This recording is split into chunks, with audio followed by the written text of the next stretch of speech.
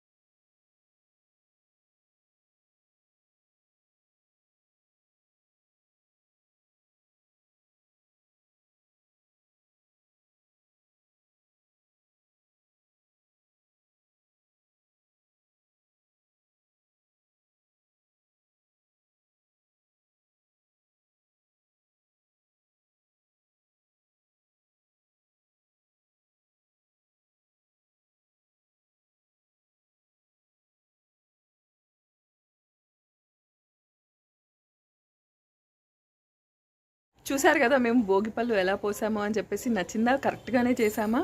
So ఎలా చేసామో అని చెప్పేసి కింద కమెంట్లో చెప్పండి. అండ్ ఈ వీడియో కనుక మీకు నచ్చినట్టయితే like, share and subscribe. Thank you for watching.